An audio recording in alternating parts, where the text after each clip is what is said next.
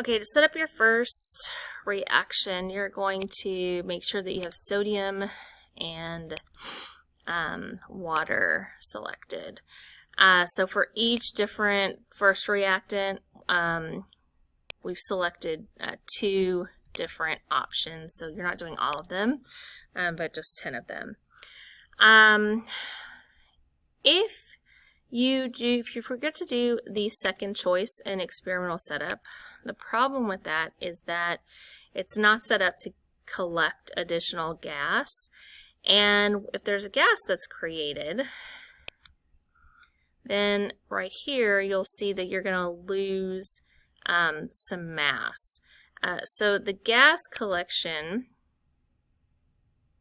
as you go through it, the mass doesn't ever change. So it shows you that the mass is being conserved, even if it's changing into a gas. It's not disappearing. We still have everything there. It's just a weight of the gas that's being created to make up for whatever was lost in the flask there. So make sure you're always choosing the second experimental setup. Sometimes it's called gas collection, sometimes it's called something else, but choose that one. I'm going to hit reset real quick. So you also want to make sure that you are always labeling your reactants, so sodium and water, and that you're showing your chemical equation. You can choose to show it balanced or not. That's more of an 8th grade thing. So that tells you how many sodiums and how many molecules of water that you need in order for the reaction to occur. But whatever makes you happy is what you can use for that one. Before the reaction occurs, if there's anything that is lit up, you want to make sure that you utilize that. So you just drag the thermometer and the phenol red. Notice that this tells you, if I hover over it, it says drag to the lab bench to test the pH of the solution. So you're testing the acidity and alkalinity. So you put it there, and then it says it's telling me that I'm starting with neutral pH, so that's a pH of 7. And then my starting temperature is 21 degrees Celsius, which allows me to then see if there's a temperature or an acidity change, a pH change after the reaction occurs. So once you press play, it allows the reaction to happen. And you can see here the water went down, the gas, and it went empty. That means that gas was collected here. We had a starting temperature of 21 degrees Celsius and an ending temperature of 59 degrees Celsius. So we had a temperature change, an exothermic. If the temperature goes up, we're releasing heat energy, and so that's an exothermic reaction. So you would identify that. The phenol red changed because of the change from a neutral solution to a basic solution, so the pH dropped, and that made it change to this color, this pinkish color.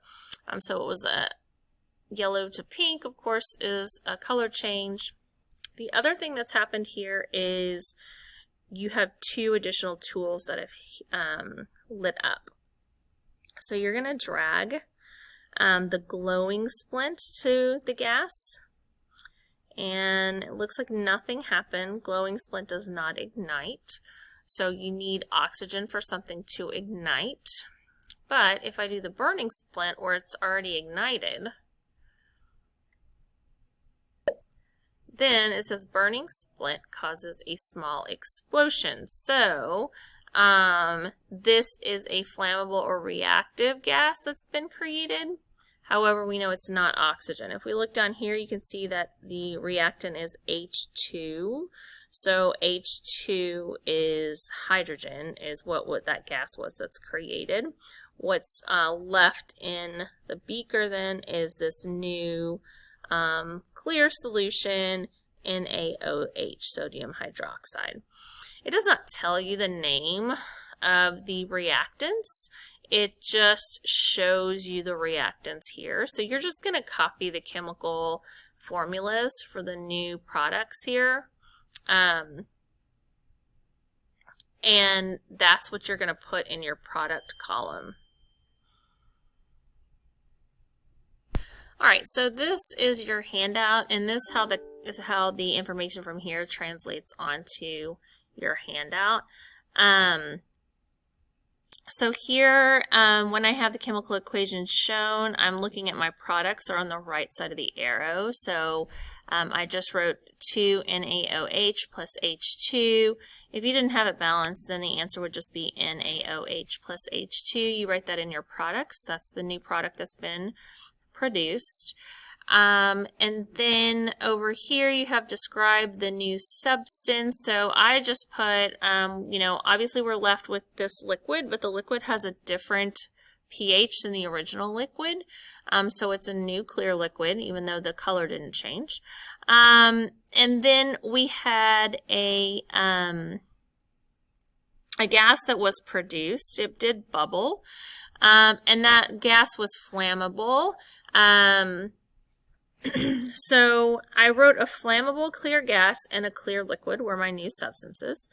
And then I circled and highlighted, or I highlighted the indicators, the additional indicators. So I saw bubbles, that indicated that there was a gas being created. There was a change in flammability. I went ahead and chose non-standard color change. That's just because there was this chemical change in the phenol red solution. So there wasn't a non-standard color change here, but there was in the acid-base indicator solution. So that's kind of up to you whether or not you want to highlight that one. There was definitely a change in pH, and it turned more basic. And there was a change in temperature with the reaction, and there was an increase in temperature, so that is an exothermic. That means heat is released, and the temperature goes up because heat energy was released from those chemicals. So that is what kind of you're using this content here to help you to fill in your products and evidence of chemical change section. Hopefully that's helpful.